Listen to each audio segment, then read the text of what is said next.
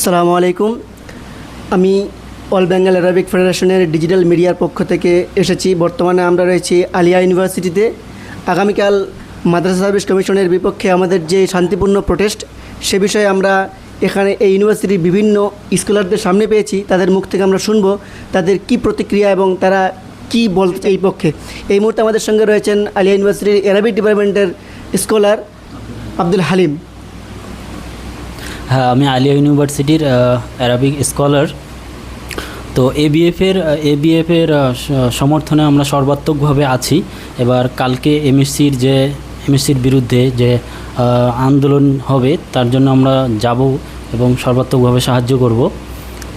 আর 2023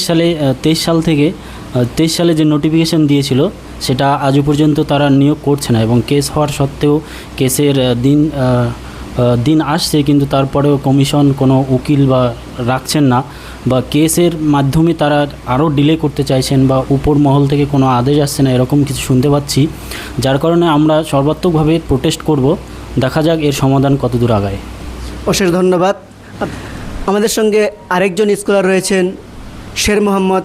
তিনিও আরবিক ডিপার্টমেন্টে আলিয়া ইউনিভার্সিটির একজন স্কলার। আমরা তার মুখ থেকে কিছু কথা শুনবো। বেশ মোটামুটি 2023 সালে আমাদের এক্সামটা হয়ে থাকে।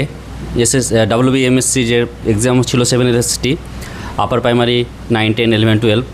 সেই ক্ষেত্রে 9, 10, 11, 12-এর ক্ষেত্রে তো অনেক কিছুই রেজাল্ট, এমনকি ইন্টারভিউ হয়ে গিয়েছে। তো তাতে কোনো সমস্যা নেই। বিষয় হচ্ছে যে আপার প্রাইমারি যে বিষয়টা রয়েছে, সেই বিষয়টা যে কেস চলছে বর্তমানে, তো আমরা এই কেসের খুব তাড়াতাড়ি অতি দ্রুতই এর নিষ্পত্তি চাইছি। এই কারণে আমরা বিভিন্ন জায়গায় বিভিন্ন বিষয়েও আমরা আলোচনা করেছি। তো আমরা বিশেষত যে বিষয়টা নিয়ে ভাবছি এখন, যে আগামীকালকে যে এবিএফ যে প্রোটেস্টটা রেখেছে, তো সেই ক্ষেত্রে আমরা যত স্টুডেন্ট আছে তাদেরকেও আমরা এই বিষয়টা অবগত করিয়েছি, এবং আরও যারা এই বিষয়টা জানে না তাদেরকেও আমরা অনুরোধ করছি যে আগামীকালকে তারা যেন অবশ্যই আসে। কারণ এটা শুধু আমাদের যারা ক্যান্ডিডেট আছে শুধু তাদের কথা না, বর্তমানে যারা পড়ুয়া রয়েছে, যারা স্টুডেন্টস রয়েছে, যারা আরবির বা অন্যান্য সাবজেক্টের, এদের ক্ষেত্রেও এটা একটা খুবই গুরুত্বপূর্ণ বিষয়। কারণ সামনে যদি এই নিয়োগটা যদি না হয়, তাহলে পরবর্তী নিয়োগ তো কী হবে, এটা তো তাহলে তো সেটা সম্ভব না কোনো মতেই।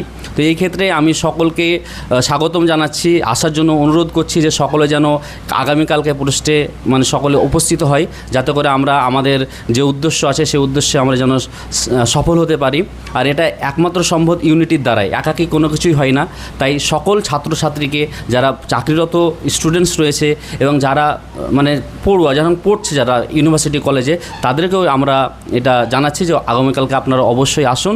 এটা আমাদের একটা ভবিষ্যতের লড়াই, একটা শুধু এই সাবজেক্টের লড়াই, মাদ্রাসাকে বাঁচানোর লড়াই, যেটা আমাদেরকে সকলকে মিলেমিশে একসাথে এই পথে চলতে হবে এবং নিজের অধিকার ছিনিয়ে নিতে হবে।